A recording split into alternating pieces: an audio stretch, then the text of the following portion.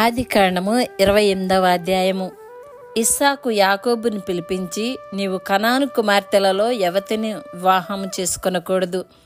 నీవు లేచి పద్దనరాములోనున్న నీ తల్లికి తండ్రి అయిన బెతుయేలు ఇంటికి వెళ్ళి అక్కడ నీ తల్లి సహోదరుడగు లాబాను కుమార్తెలలో ఒక దానిని వివాహం చేసుకొనుమని అతనికి ఆజ్ఞాపించి, సర్వశక్తిగల దేవుడు నిన్ను ఆశీర్వదించి నీవు అనేక జనములగునట్లు నీకు సంతానాభివృద్ధి కలుగజేసి నిన్ను విస్తరింపజేసి నీవు పరవాసివైన దేశమును అనగా దేవుడు అబ్రహామునకిచ్చిన దేశమును నీవు స్వాస్థ్యముగా చేసుకొనున్నట్లు ఆయన నీకు అనగా నీకును నీతో కూడా నీ సంతానమునకును అబ్రహామునకు అనుగ్రహించిన ఆశీర్వాదమును దయచేయునుగాక అని అతని దీవించి యాకోబును పంపివేసెను.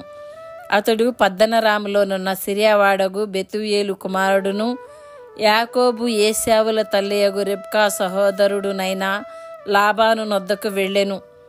ఇస్సాకు యాకోబును దీవించి పద్దనరాములో పెండ్లి చేసుకుని వచ్చుటకై అతనిని అక్కడికి పంపిననియు, అతని దీవించినప్పుడు నీవు కనాను దేశపు కుమార్తెలలో ఎవరిని పెండ్లి చేసుకునవద్దని అతనికి ఆజ్ఞాపించిననియు, యాకోబు తన తల్లిదండ్రుల మాట విని పద్దనరామునకు వెళ్ళిపోయాననియు ఏశావు తెలుసుకొనినప్పుడు, ఇదిగాక కనాను కుమార్తెలు తన తండ్రి అయిన ఇస్సాకునకు ఇష్టురాండ్రు కారని ఏశావునకు తెలిసినప్పుడు, ఏశావు ఇష్మాయేలు నొద్దకు వెళ్ళి తనకున్న భార్యలు గాక అబ్రహాము కుమారుడైన ఇష్మాయేలు కుమార్తెయు నెబాయోతు సహోదరియునైన మాహలతును కూడా పెండ్లి చేసుకొనెను. యాకోబు బెయేర్షెబా నుండి బయలుదేరి హారాను వైపు వెళ్ళుచు ఒకచోట చేరి ప్రొద్దుగుంకినందున అక్కడ ఆ రాత్రి నిలిచిపోయి ఆ చోటి రాళ్లలో ఒకటి తీసుకొని తనకు తలగడగా చేసుకొని అక్కడ పండుకొనెను. అప్పుడు అతడు ఒక కల కనెను. అందులో ఒక నిచ్చెన భూమి మీద నిలుపబడి ఉండెను. దాని కొన ఆకాశమనంటెను. దాని మీద దేవుని దూతలు ఎక్కుచూ దిగుచూ నుండిరి.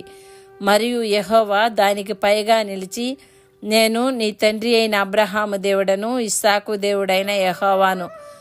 నీవు పండుకొని ఉన్న ఈ భూమిని నీకును నీ సంతానమునకును ఇచ్చేదను. నీ సంతానము భూమి మీద లెక్కకు ఇసుక రేణువుల వలె అగును.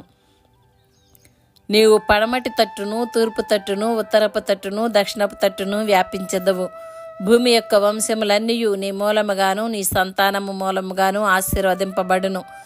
ఇదిగో నేను నీకు తోడై ఉండి నీవు వెళ్ళు ప్రతి స్థలమందు నిన్ను కాపాడుచు ఈ దేశమునకు నిన్ను మరలా రప్పించెదను. నేను నీతో చెప్పినది నెరవేర్చు వరకు నిన్ను విడవనని చెప్పగా, యాకోబు నిద్ర తెలిసి నిశ్చయముగా యెహోవా ఈ స్థలమందున్నాడు, అది నాకు తెలియకపోయేననుకొని భయపడి, ఈ స్థలము ఎంతో భయంకరము, ఇది దేవుని మందిరమే గాని వేరొకటి కాదు, పరలోకపు గవిని ఇదే అనుకొనెను. తెల్లవారినప్పుడు యాకోబు లేచి తాను తలగడగా చేసుకుని రాయి తీసి దానిని స్తంభముగా నిలిపి దాని కొన మీద నూనె పోసెను. మరియు అతడు ఆ స్థలమునకు బేతేల్ అని పేరు పెట్టెను. అయితే మొదట ఆ ఊరి పేరు లూజు. అప్పుడు యాకోబు, నేను తిరిగి నా తండ్రి ఇంటికి క్షేమముగా వచ్చినట్లు దేవుడు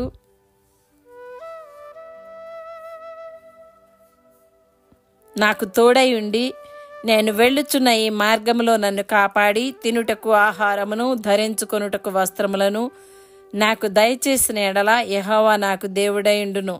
మరియు స్తంభముగా నేను నిలిపిన ఈ రాయి దేవుని మందిరమగును. మరియు నీవు నాకిచ్చు యావత్తులో 10వ వంతు నిశ్చయముగా నీకు చెల్లించదనని మ్రొక్కుకొనెను. ఆమేన్.